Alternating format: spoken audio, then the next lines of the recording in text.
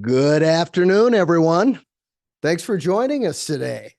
We're going to be speaking about the leading cybersecurity challenges for small and medium-sized businesses. They have their own unique challenges, and we're going to highlight those in this 1-hour presentation. My name's Kevin France. I'm COO of Business Network Consulting. With us today is Adam Cushing, our cybersecurity expert. How are you today, sir? Doing pretty well. How are you doing? Great. Appreciate you coming out of the field. I know you're busy back to back, but to have you out here for an hour of time, I think it's going to be the best hour we're going to spend. So I appreciate you coming on out. Yeah. So I'll tell you, Adam, with my tech background and being a medium-sized business owner for years, I'm almost ashamed to say that I wasn't even aware of the distinct challenges that SMBs, small and medium-sized businesses, have versus their enterprise level, much larger cousins. I mean, they're distinct challenges, I hear, right? Yeah, I mean, we didn't really have to worry about small businesses until recently. Mm-hmm. And that's a lot of which because a lot of these enterprise companies, they've got the resources, they've got the IT staff. And so these attackers that's not a good venue for them to attack.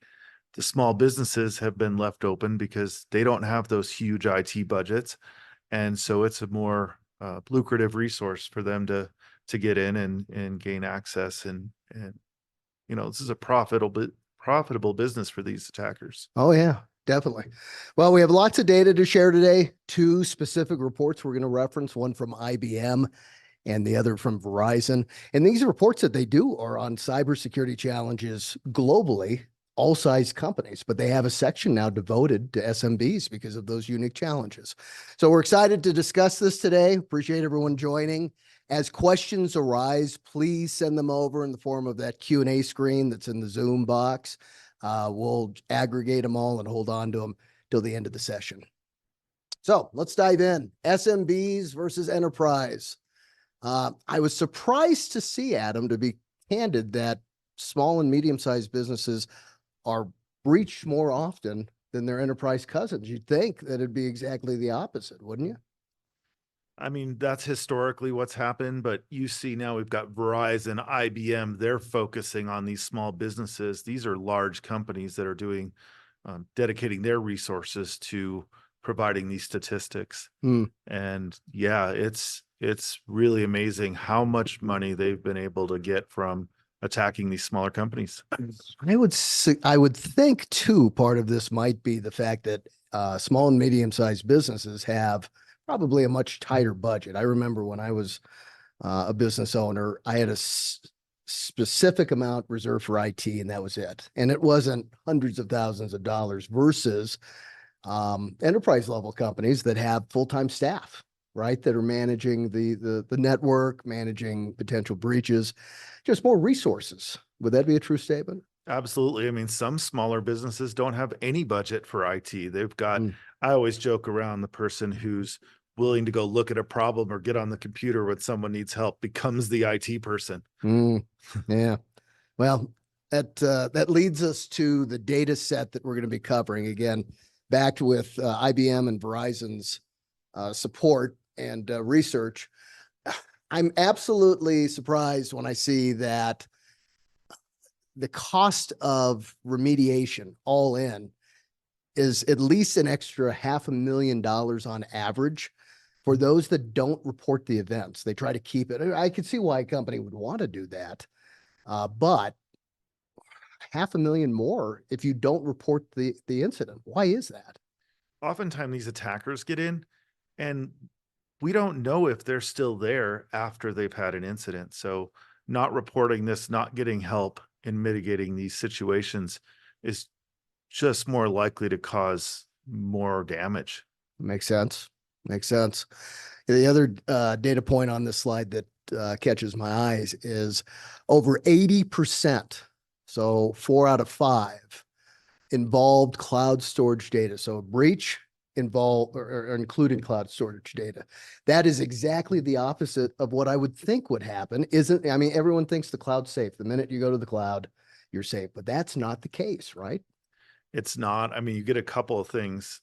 It's a treasure trove of information when they get your password. Now you've got your email, your SharePoint, your files. It's all in one basket. And you've also got a lot of software vendors that are really pushing you to go to the cloud. It's Hmm. their own cloud, and all of the security issues you had when it wasn't in the cloud, you have no idea how that's being managed. Yeah. So back in the olden days, data was more distributed, right? If someone got in to a system, they didn't have access to everything. What I think I'm hearing you say is with the cloud, the vulnerability points actually increase versus decrease. Is that true? Sure, like now, you don't have just your Outlook and just your file server. You've Mm. got, Word now. Your default place to save a file is in OneDrive. Hmm. So someone gets into your email account, they have access to your OneDrive account. You also have some of these cloud, vendors that are putting stuff in the cloud. Now they're hosting hundreds of customers instead of your server. So when someone attacks their system, they're getting access to hundreds of clients of theirs, including yours. So it's now just a much bigger target. They're going where the money is. Of course. Yeah, makes sense.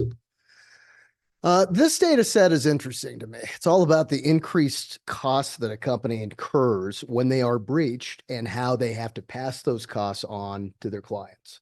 And that's something didn't even cross my mind until we started diving into this data. They cost a lot to remediate, but more than half of those reporting breaches had to increase their prices after the fact. How does that work?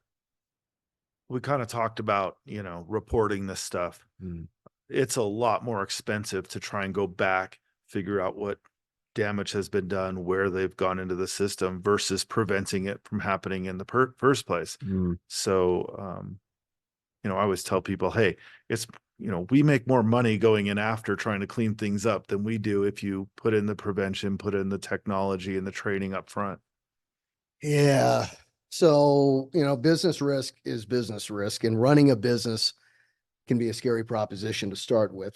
Lots of things you have to worry about. You add this layer to the mix, you have higher premiums, reputational problems, I suspect, right? Mhm. Moving forward.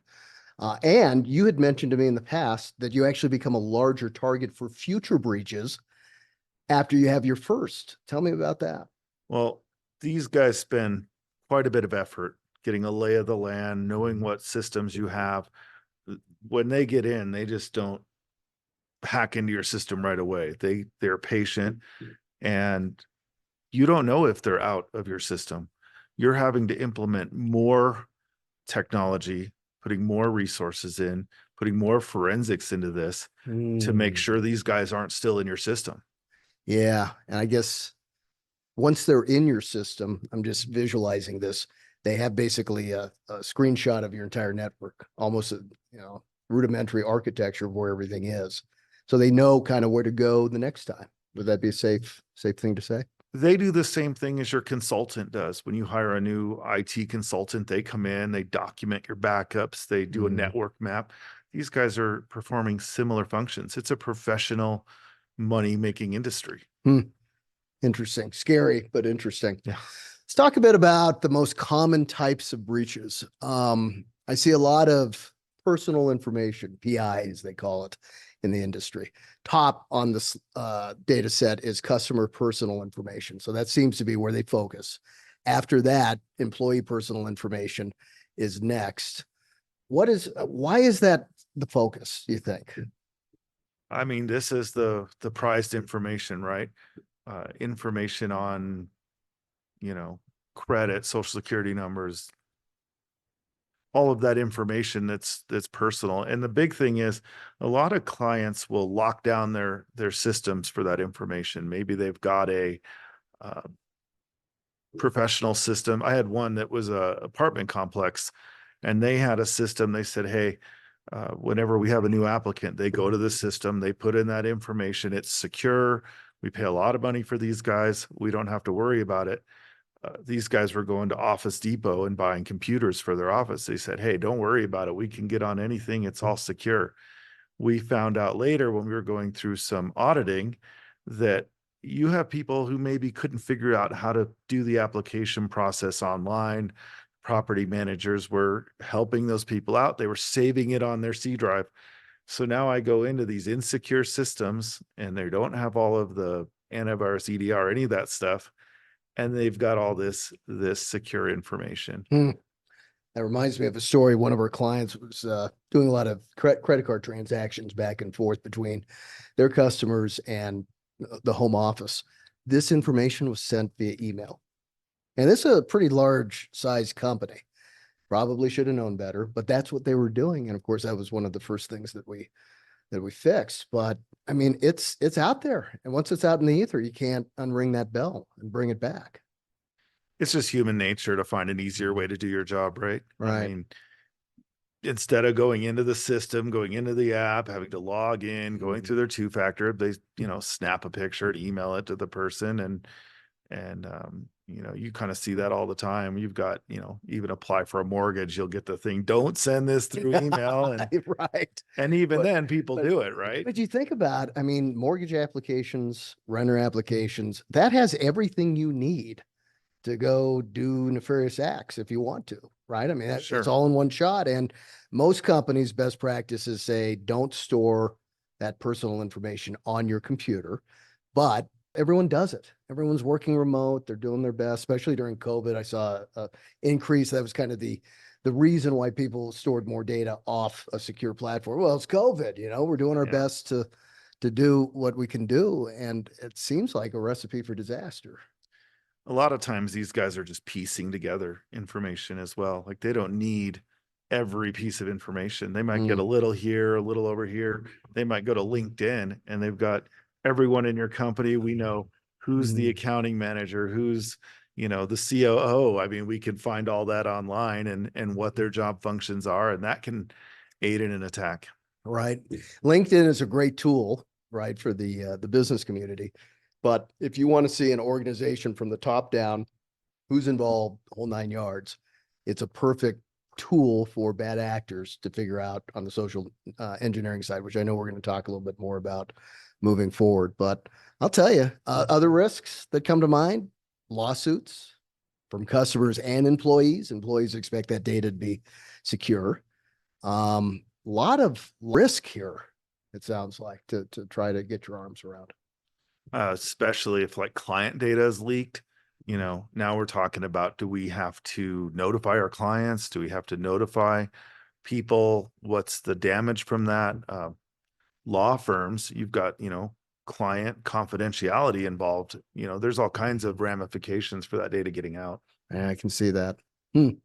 Well, let's talk a little bit about phishing. That's one that when I talk to people, of course, and they think about cybersecurity, one of the first elements of that come to mind to most folk are phishing attempts, trying to get someone to click on an email or whatever.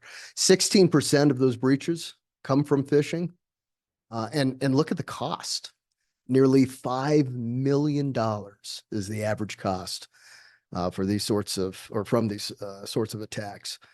And most businesses, small, medium, even large, that's enough to put someone out of business. Yeah, I mean, phishing is a common attempt. Attackers, one of the easiest ways to get into the system is getting someone to do something that they shouldn't do. I made a joke to my son. He said, "Could you hack into the neighbor's Wi-Fi?" And I said, "I don't need to. I could call him up and say, 'Hey, this is Jim from Comcast. We're having a problem. Push the button on your router and I'm into your system.'" That's so true, huh? But Oh my you know, God. these phishing attacks, it used to be that you'd get some, PayPal fake link and it would Right. be not, not good English. And you kind of have a feeling like, oh yeah, this is fake. But again, this is a big industry, $1 billion industry. They might not even target everyone at your company. They might target, like we said, director of finance or director of engineering, and they can tailor that phishing to that person to make it more likely to be successful. I don't think I told you the story, but about 6 months ago, just personally outside of work, I received an email from my personal banker, right? And she sends me this just short email and it looked legit. I'm telling you, the signature line, her name, the grammar was exactly how she'd speak. It's a short email, so not a lot to figure out. And the only thing that was off a little bit was one of the characters in the reply to field. In the moment, I didn't notice it. And the email was basically, hey, Kevin, heads up. It was a very personal email. We saw some potentially nefarious activity. We shut it down, so you're fine. When you get a chance, just click on this link, reset your password, and you're fine. Really light, and I'm like, almost clicked on that link. And the only thing that kept me from clicking that link was I happened to know she retired 6 months earlier and wasn't working for the company anymore. Adam, I know this stuff. I would have still clicked on the link. It's funny, like you can go online and register a domain for $10. So, replace a 1 for an L or whatever. It's pretty easy to set something like that up. More than that, sometimes they've actually hacked into her email. So it could I didn't think of really that. come from her and you wouldn't know the difference.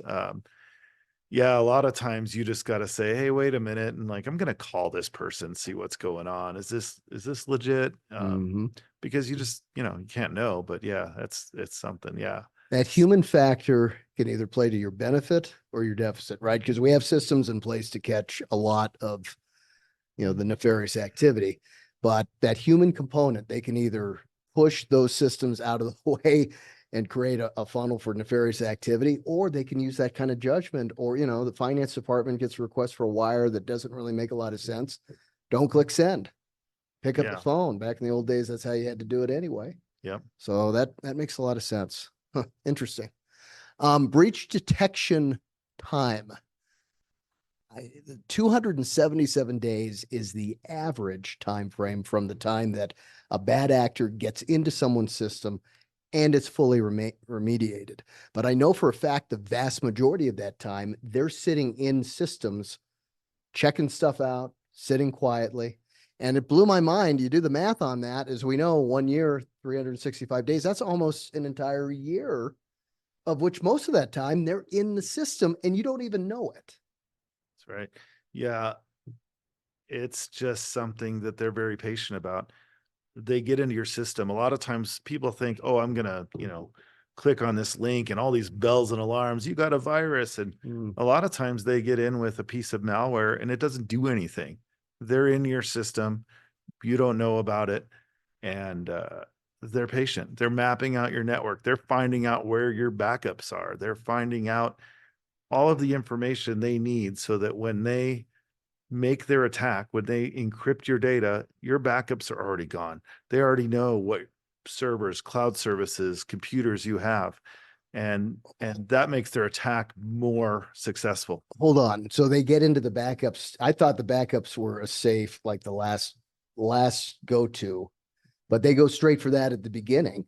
Is that true? Yeah, oftentimes. Well, what good is their attack if you go in the next day and restore all your data and are back in business? If they're going to encrypt your data, one of the first things they have to look for is your backups. So quickly, how do you protect against that? Just high level. Well, there's a few different ways. One way we look at is what's called air gap protection. It means that we have a backup that's offline. It's not available anywhere. It's copied to a medium that nobody can access. So even if they get your on-site backups, they get your off-site backups, there's still another layer that can keep you protected. Wow. Interesting. As you're sitting here talking through this, I kind of compare it to that Army sniper that's in the field, right? He will sit there for days, maybe even weeks, and just watching things, seeing how things are going, and just waiting to make that kill shot.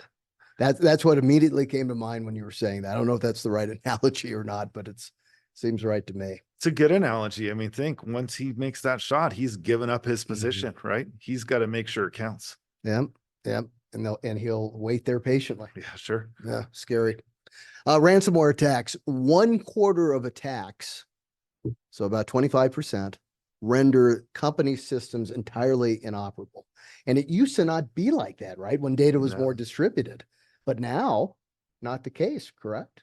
No, not anymore. I used to see like we'd get a call from someone. Oh, I've got this, blinking red thing on my screen. It says my data's been encrypted. I need to Bitcoin to this address.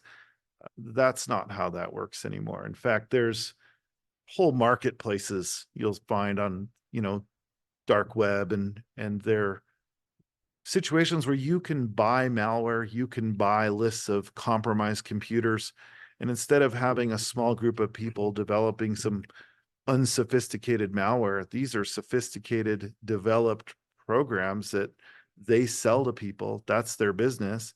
And so someone, an attacker is not sitting in the basement programming, but they buy, like, I'm going to buy this malware. I'm going to buy this list of compromised computers. I'm going to send it out.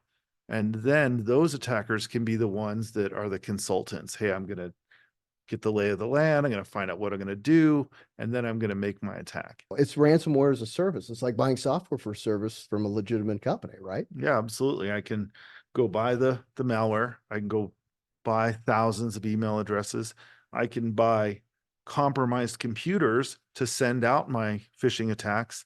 Yeah, it's a whole different world. It's exactly what what you're saying. It's just like professional software. And I've got to believe that there's this cottage industry of foreign companies that turn a blind eye or even I mean, is it state sponsor? Where are you seeing this coming out just in the field? We see a lot of that. I mean, we see a lot of it from, coming overseas, coming from some countries that maybe, like you said, turn a blind eye. Problem with it is you'll get customers calling saying, hey, you're getting these attacks. Why can't you just block these countries? The thing is that they're using compromised computers here. They could be someone that doesn't even know. We talked before that the malware gets installed. They don't even know it's there. That could be the computer that's sending you the attack. So I could be working on my office computer here in the US. Someone penetrates it. Maybe it slows down a little bit. No one's going to notice that. And that's the computer that's used unbeknownst to me. I'm using it for legitimate purposes. It's a clone or it's a proxy to go do bad actions within the US. And how do you pass? I mean, it's based in the US. So yeah, it's not going to raise any red flags. It doesn't. We'll see an attack happening on a firewall. We'll block it. And then we'll see the same attack coming from a US server. It's just, it seems like this dark underworld, like something you'd see on pay-per-view move, like the mafia. I mean, it feels like, it really does feel like that. Yeah. I mean, it's a well-connected network. Like I said, these aren't small groups of programmers. This is a giant, billion-dollar industry. Yeah, they go where the money is. Well, let's talk a little bit about supply chain software attacks. This one is interesting because it is a relatively large percent. About 10% of all breaches originate not from Office, Microsoft products, Salesforce, whatever. It's coming in from supply chain software. And I think that's, especially for small and medium-sized business owners, this is something that we should just focus on. Can you talk a little bit about that? Yeah, there's so many industries that have a specific piece of software that's kind of custom tailored for what they do. This software is really good at this one function, but it's not built by Microsoft or a big software vendor. We had a salvage yard and they had this software that it did. I mean, it was the only piece of software that was unique to do the thing that they needed for their business. It was written by a single guy, and they could even get this guy to customize certain things and tweak things that they wanted. So they loved it. This is the most insecure piece of software I've ever seen. Like, we spent so much energy trying to lock this thing down. So yeah, a lot of it's coming through that. It's an easy target. Was it even written where it could run on like a traditional server? Or was it like on an old XP? Yeah, I mean, I don't know. I'm just curious. I mean, even to install it, half the time we'd have to get a hold of this guy because, the security, you upgrade to Windows 10 and it doesn't work. And he's going, well, I only tested this on Windows 7. And yeah, it was a nightmare. And a lot of softwares like that. We've had oil and gas companies where they've gotten this piece of software. There's a lot of businesses that can maybe work in the confines of a traditional Microsoft or whatever Salesforce package. But there's a lot of companies that are outside that and they need this specific software. Right. I would suspect you don't really know where the data is being served from, right? It could be served from someone's basement. It could be secure. It could be an offsite server farm, but not well secured. You don't know where the data is housed. You don't know how secure it is. Does that create a whole new demand, especially if it's a mom and pop writing, a husband and wife or a single guy, like you mentioned, writing programs and software for distribution? You don't know where that lands, correct? we don't know a lot of things about it. We don't know if someone's compromised that software. It's not a typical thing that's going to come up on a scan. A lot of times these companies will say, hey, you know what? You've had all these problems. It's, it's hard to install. Just move to the cloud. We have a cloud environment. And, users are going, thank God, I don't have to worry about this anymore. And I mean, single guy, this thing could be running in his basement. And for all we know. Right, right. Again, the cloud doesn't equal safety. Right. But That's like one we of the talked about, takeaways. we Yeah, don't, we that's have no idea what they're doing at that point. true statement. Data regulation costs. So in addition, all of these remediation activities, getting data back, maybe paying a ransom, spending money with a forensic firm. I mean, it is a ridiculous amount of money. I've seen it multiple times with my own eyes, and I feel for these people that are having to put that kind of investment to keep their business moving.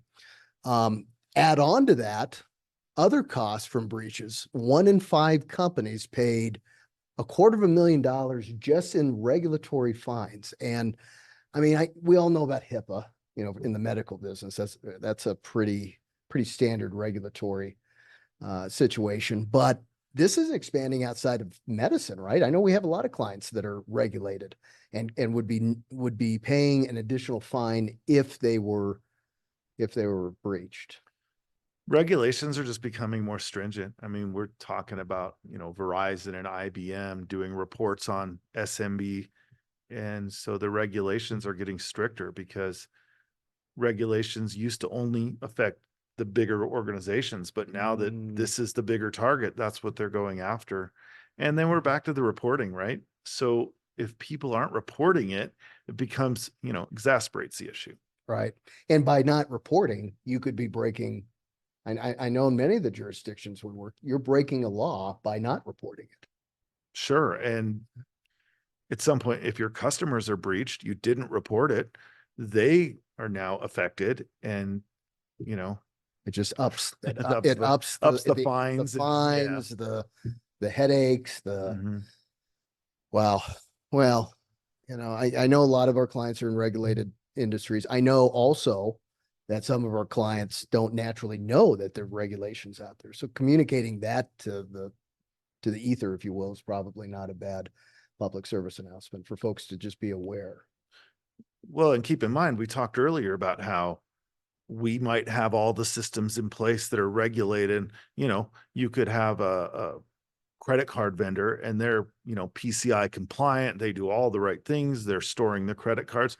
But you brought up, well, we had, we're got our guys taking pictures of credit cards.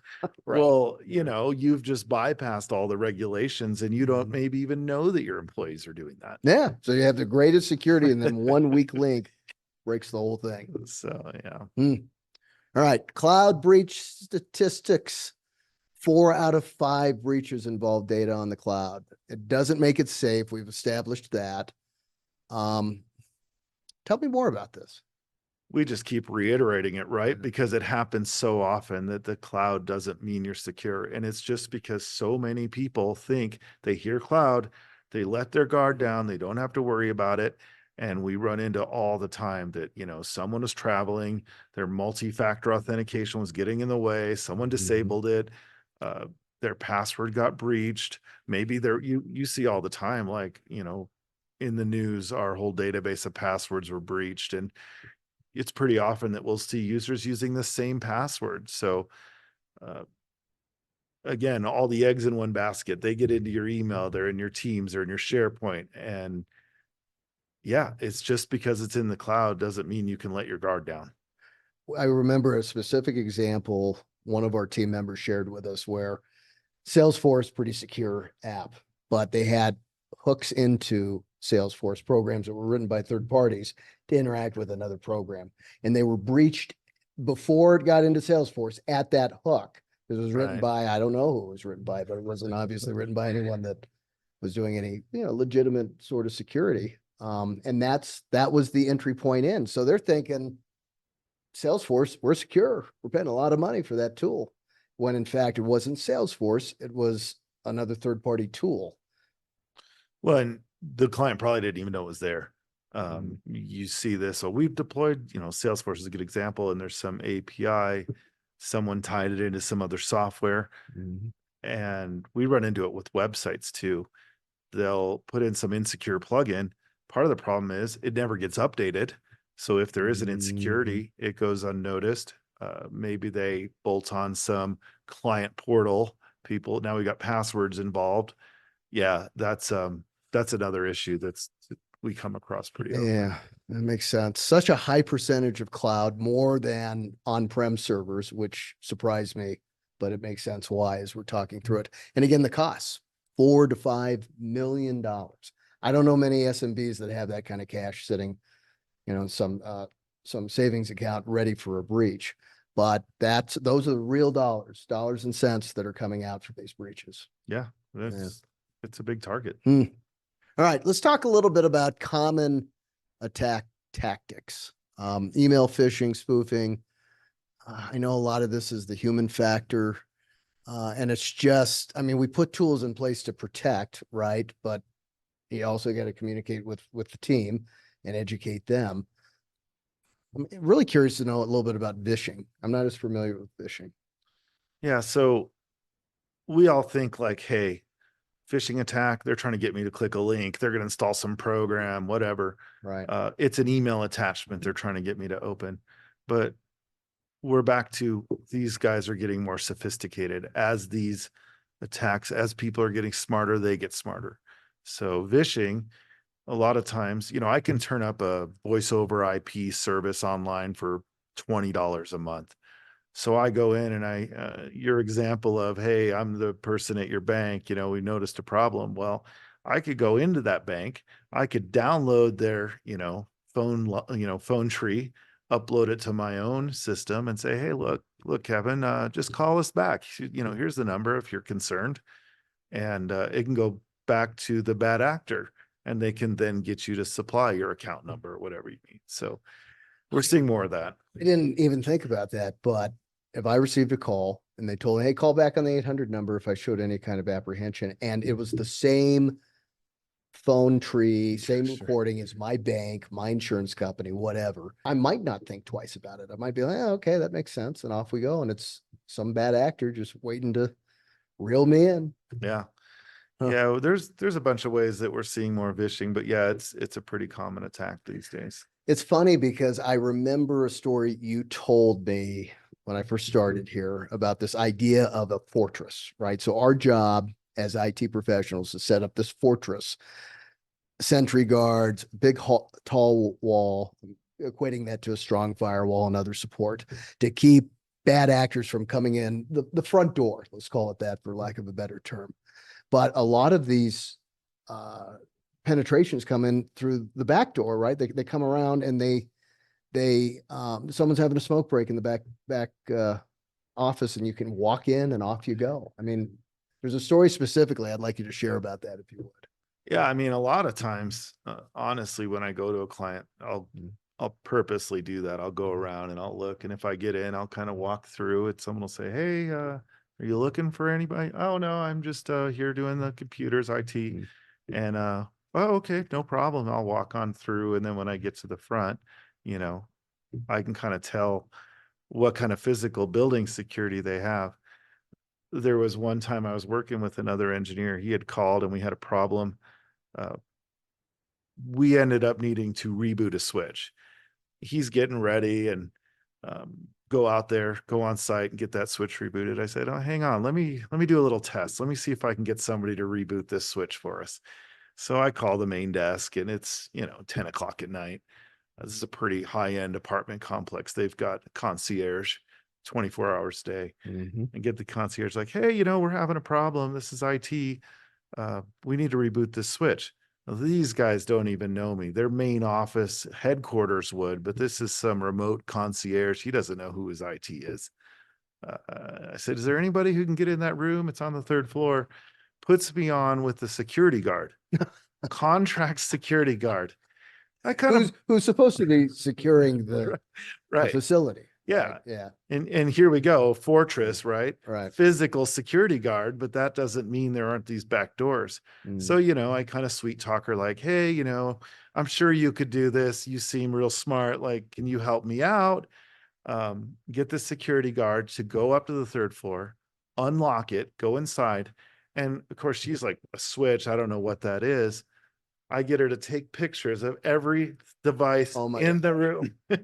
Oh And my. of course, I'm like, picture 3, third one, she reboots the switch, but I could have got her to do anything at that point, right? You could have set up the entire architecture of the tech Sure. from pictures and everything. Oh, Never, yeah. never. Now Oh I know. man. And even then think I could have said, oh, I'm gonna have to come down there. Is Right. Janice here? She was helping me. Yeah, I could have done anything. So it was a good learning opportunity for security there. Yeah, and it's the human factor. People want to be helpful, right? I mean, Sure. so if you don't seem like you're a bad actor and seem legitimate, folks are trying to help. But that happened. We've seen a couple of examples of just something like that occurring. And again, they had all the money and all of the support on the front end to make sure no one was coming in through the front. And all it took was someone to go in and find a crack in the armor, so to speak. People are generally trusting. People Yeah. are generally don't want to like I said, I walk through a building. People don't want conflict. They don't want to be the one that says, oh, maybe he is supposed to be here. They don't want to say, When who they are don't get you? in trouble, Yeah. they're like, Yeah. ah, So they're next just one. like, Yeah. oh, you look legit. One of the things I've also done is I've got my telephone gear. I picked up a big phone company shirt at the thrift store, and I'd walk in and they'd let me into anything. Oh, can I get into this room? Oh, sure, no problem. Yeah. It's Interesting. funny. Part of the social engineering. Yep. Which is a great segue. Potential attack methods. Social engineering is the highest likelihood. That's what we've been talking about here just recently, about how the human component is the one you need to watch most for, right? We can protect a lot, but how do you make that not an issue? A lot of it is training. Mm. People just needing to know that it's an easier way for me to get in, to go through someone, kind of like my wireless example. It's easier for me to just get someone to let me in. Why do I need to hack it when I can just get someone to let me in? A lot of training so that people have their guard up and they know this is potentially who I could have on the phone. It could be someone who's trying to get me to do something I shouldn't be doing. Right. So training, checking in on training, right? Mm-hmm. That makes sense. Malware, ransomware. We talked a little bit about the front side of the security component, the firewall, keeping the traffic from the front coming in and penetrating the network. Any other thoughts on those components? Yeah. So, I mean, we talked about the fortress. Mm. That doesn't mean if I'm a attacker, I'm not going to walk in and see if there's nobody at the desk. Or the door's unlocked. Right. The Right. front door, So yeah. the first thing I'm going to check is that. So you got a firewall. Is it up to date? Is there any vulnerabilities? There are bots that we talked about, people's computer, and they're just scanning. And that bot for- is, talk a little bit more about what a bot is. Yeah, that bot is the thing we talked about. It's running a piece of software they installed on your computer. You don't know it's even there. And they're using your computer to go out and perform attacks. Got it. So one thing they can do is say, hey, we know this firewall has this bug and it'll let me in. So I'm going to scan to see if I can find some of those. So if you haven't updated your firewall, that's a good way in. We have everything up to date. We have the firewall. You're doing all these things. That's when they're going to start looking for back ways in. But yeah, it's still important to have those technologies to fortify the front of your network. Makes sense. Okay. So the consequences, some strategies. We talked a little bit about business, the risk of business failure. And I just think about, being a business owner and all the risks that you have to balance each and every day just to keep your company moving in the right direction. And then you add this layer to it, right? Where all of your data back in the old days was distributed. Now it's sitting all in one place. If someone gets in, that's your company's intellectual property. It's everything. And so business failure really does become a big risk to consider and to mitigate against. And the incremental investment that we ask folks to make to protect that valuable asset it should be a consideration. We talked about one of the things they go after is backups, right? If they take your backups, they take your, you know, your systems down, you might not even be able to make payroll. Hmm. But I mean, think about, okay, I've got into your system. We've, got into your backups. We've got that, backup offline.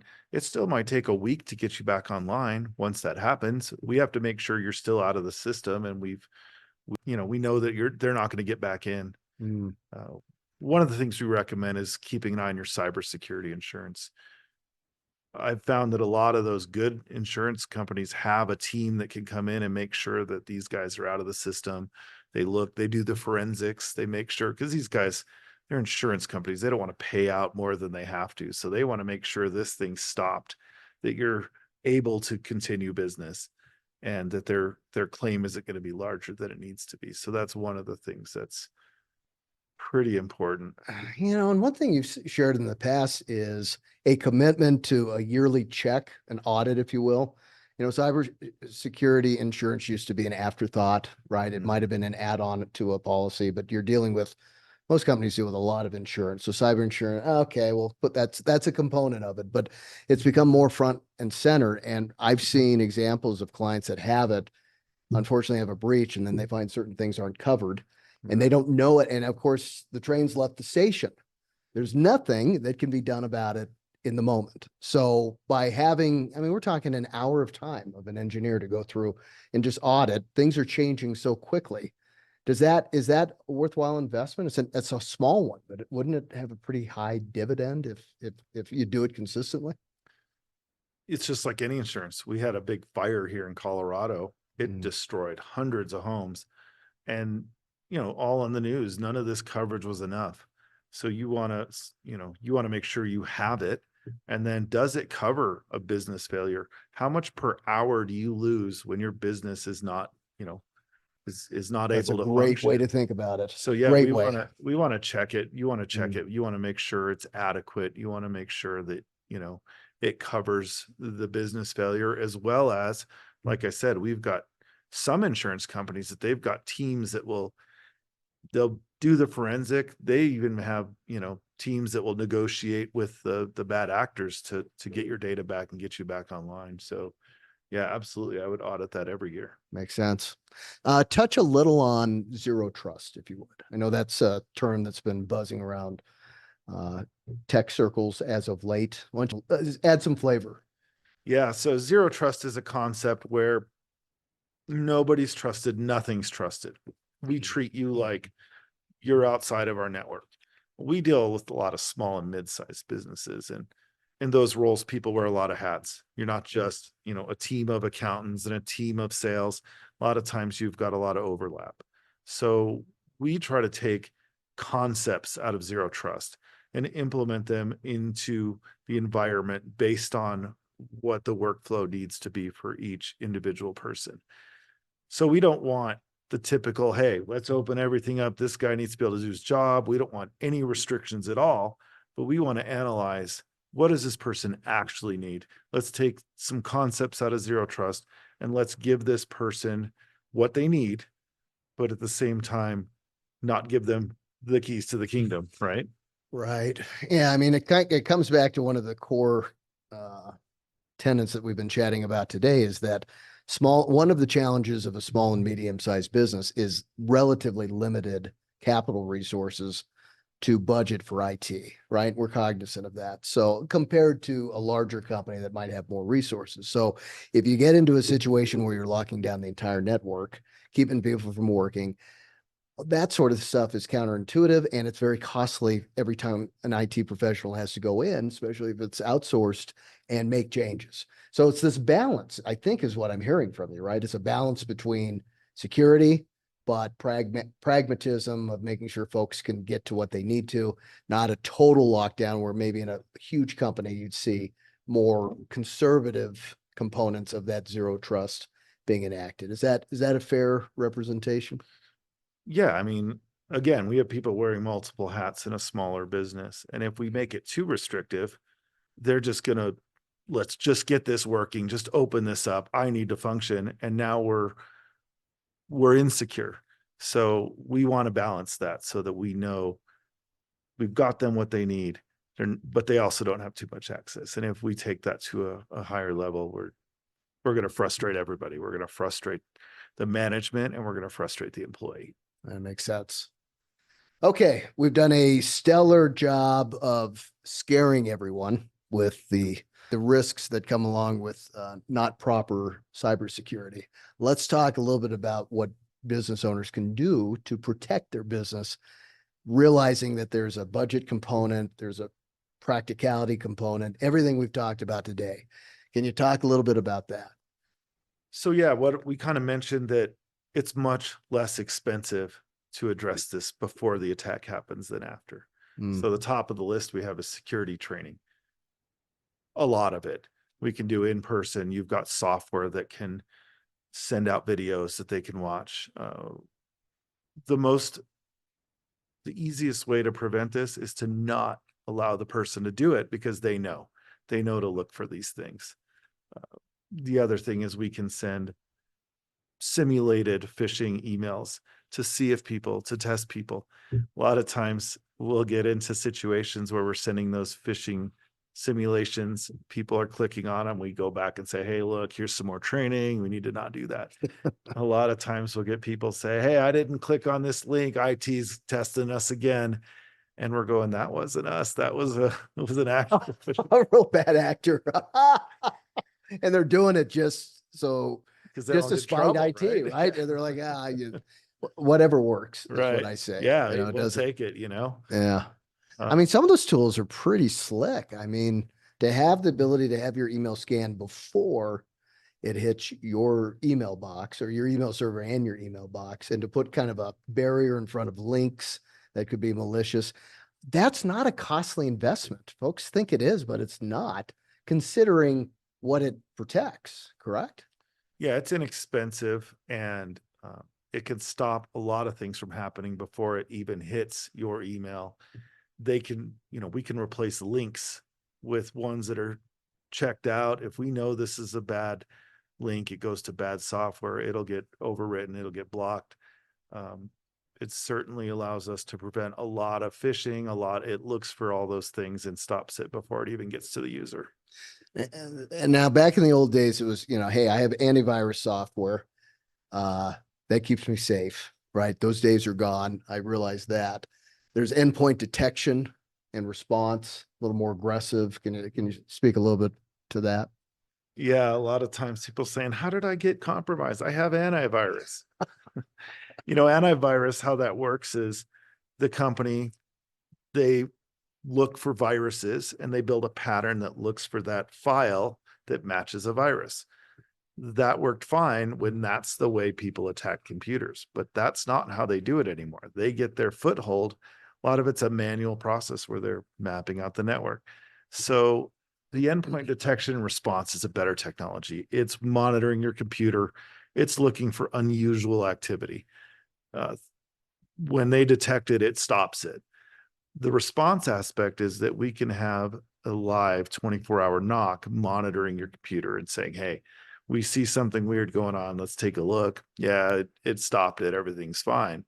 But if they see that going to the next level and getting into your system, they can pick up the phone and contact your security consultant. They can take a deeper look to see what's happening. So yeah, that's an inexpensive way to take a look and see that other things that aren't necessarily a virus are happening on your computer. I suspect AI is being integrated into that component now as well. I mean, everyone hears about AI.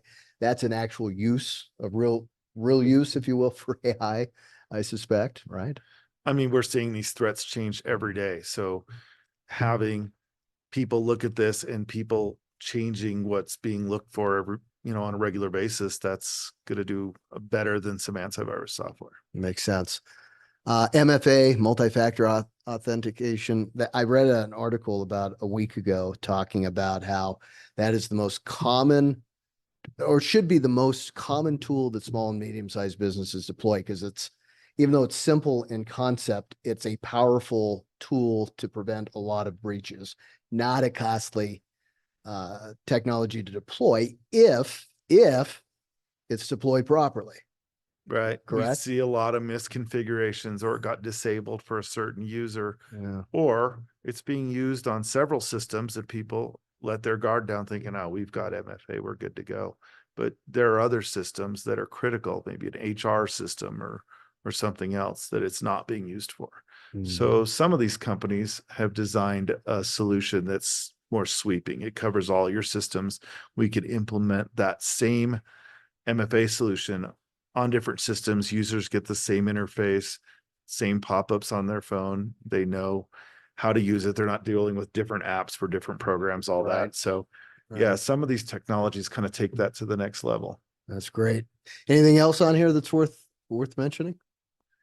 Yeah, I mean, just assessments, making sure you have a disaster recovery plan, making sure employees know who to call, what to do if there's a problem.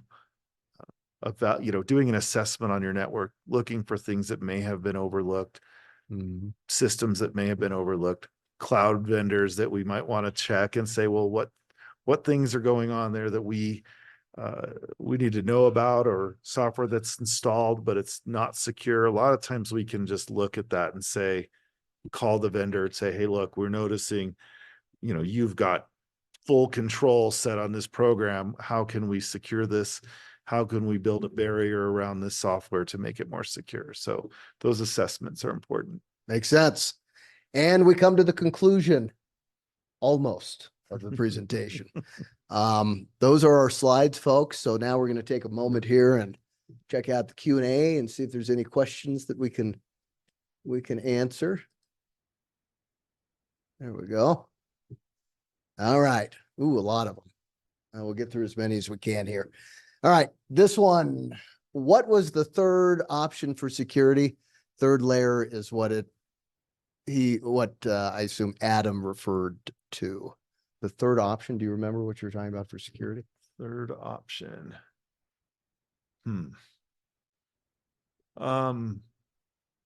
So we have the human layer, right? We have the first level, which is the prevent people from doing it in the first place. Then we have the fortress thing. Like, we want to make sure you got a firewall. We want to make sure you've got the intrusion prevention. We want to, set up things to block the front desk. But then we've got the third layer, which is, someone propped the door open, someone, isn't paying attention to who's in the building. So for that layer, we look for training, but we also look for, hey, if we've penetrated the first line of defense, we need to try and catch it. People know what they're looking for. We stop it that way. But we also have technologies like EDR, the front end email. What's EDR stand for? The endpoint protection and response. There you go. Okay. That's gonna look for that weird activity and say, let's stop that. Or we've got the front end email system that's gonna say, this is a weird link, or there's something off kilter about this email. We need to stop it. So makes sense. So I would say that's sort of the three layers of security. There you go. All right. Next question. What suggestion do you have for vishing calls? Seems like a viewer has the same kind of questions that I had about that. Yeah. So if anybody's having you call a number, and the big one we run into is wire transfers. Like, I was working with a city government, and they had, they did a lot of construction contracts. So they had a specific form they did for wire transfers. And someone got into their email and replaced this existing form with the same form and just replaced the account numbers. So, and sent it from the company email. Yeah, I mean, it looked legit. They were in this vendor's email, so they were seeing the back and forth. They knew the form they used. So a lot of times when someone's trying to get you to do something, in this case, a wire transfer via paper, sometimes on a vishing call, the best thing to do is just go and pick up the phone and call the actual number of I mean, you do business with these guys. You know their number, you can get it on their website, and you just call their actual number, not whatever number that they provided you. Call the number on the back of the credit card, call the number on the statement.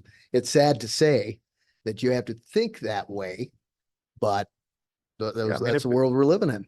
if it's your Right. bank, you want to call your bank. If it's someone you're expecting a wire transfer, call them. Right. Okay. Here's another one. How can we make it easy to keep files safe, but easy to share with my colleagues? That's a good one because that goes to the root of what we were talking about earlier, which is, a lot of times people circumvent security for simplicity. They're trying to get their job done. Sure. The systems are barriers, so they go kind of the easier route. And that's where they get in trouble. How can you accomplish both? How can you operate in a real world environment and be, useful in your role without breaking the rules? Sure. So we kind of talked about that. Hey, if you get into if I get your password, now I'm in your email, your files, your teams. And so one thing we run into is people use the same passwords. We kind of mentioned these password databases get out, and all of a sudden someone has the same password for every system they use. Right. We want to make sure multi-factor authentication is enabled. At the same time, we want users to change their passwords regularly, and just be aware that could happen. But if you do your training, you follow the recommendations, you're on the lookout for this stuff, you change your password, you have the MFA, you're really minimizing the opportunity for attackers to get in. They're going to look for the easy target.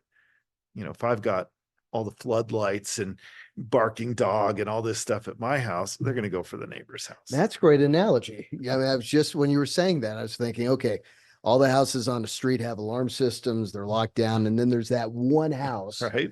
right, that's just screaming, come in. Yeah. Where are they going to go? Weakest link. Well, it's just a lot easier. Like, why am I going Yeah. to attack through 3 different systems when I can attack through one? Makes sense. Okay, here's another one. We got lots of questions here, so we'll get as many as we can. We handle a lot of confidential paperwork at the office. What should I do to lock up my sensitive info? So if you have sensitive information for a small and mid-sized business, you really don't want to have to manage that yourselves. It's like we talked about. You don't have the IT manpower to be aware of where this is all stored. Is this, going to be an issue? Is this going to be a compliance issue? We talked about the credit card situation. You having to store credit cards in your system creates a whole bunch of problems. You have to be PCI compliant. You have to make sure this data is encrypted, get encryption at rest, encryption in motion. It's much easier to get a credit card company that manages that for you. They process it. Now we don't have to worry about it. So if you have confidential information, it depends on what we're talking about here. If we've got like an HR type system, there's companies that do that, and they've got all of that encryption, and they've, that's what they do. If we're talking about files being sent back and forth, we have file sharing solutions that encrypt that. Sometimes we'll, have a link in your signature that a customer can click on, that creates a portal. They can upload their files. Nobody else can see it. We get a message that, hey, this customer uploaded it. It doesn't stay on that system. So it really depends on what type of sensitive information and how it's being sent. But best thing is to have a security professional, someone who's up on the latest threats and they know the best ways to secure them, and they can provide solutions or even tell you, hey, this is no longer adequate. You need to be doing something different. Makes sense. Okay, probably time for one more question because I do want to make sure we get this ended at the top of the hour, but let's talk a little bit about how do we help our staff look out and prepare for this sort of stuff. And I assume it's the security and the risk and all of that good stuff. So, I mean, we've talked about it probably ad nauseum here at the last hour, but if you can pick a couple of takeaways just to leave with folks, because our goal isn't to scare people. Our goal is to tell people, hey, these are some real risks, and they may be a higher risk profile than you thought. That doesn't mean the end of the world's coming. Just use some good thought, good decision making, and work with a good team that will help guide your journey and get you set up with what you need. Right?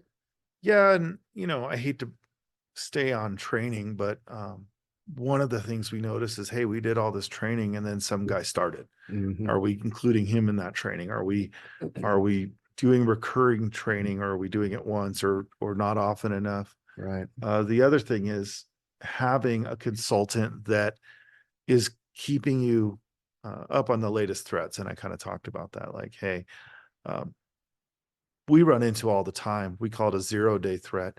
Something just comes out. It's a new thing. We haven't seen it before. Um, we see that amongst our whole client base.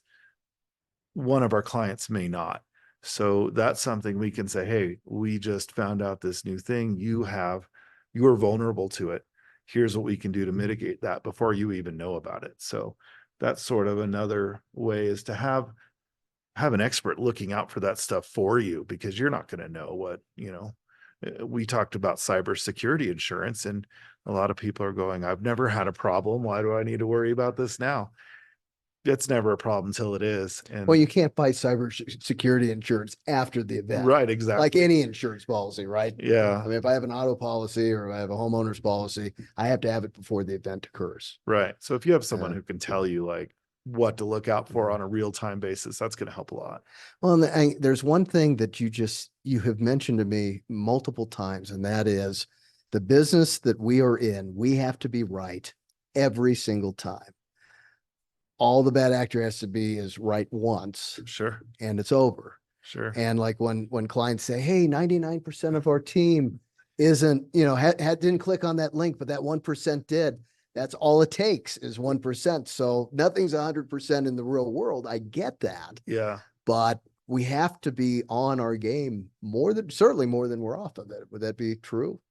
Yeah, it's absolutely true. We'll do those phishing simulations and I'll get a client, hey, we got 97%. I'm going, that's not good enough. That's good That's enough in school though, right? right. 97%. Hey, that's an A. It's It almost an A plus, maybe an A plus. I don't it know. sounds bad. I mean, I'll have people say, hey, how are we going to get to 100%? That's ridiculous. But you can. I mean, if you send these out all the time, I use the example of, you know, IT, we're going to get in trouble if we click that link. Once people have that down, they don't click on that link. So it can be 100%. Yeah. That's not something that's, you know, unrealistic. A great way to finish the session today. I can't thank you enough because I know you are in the field beyond full time. So this time you took today was valuable. I appreciate it. I hope everyone watching today appreciated it. I can't thank you enough. I enjoyed this tremendously.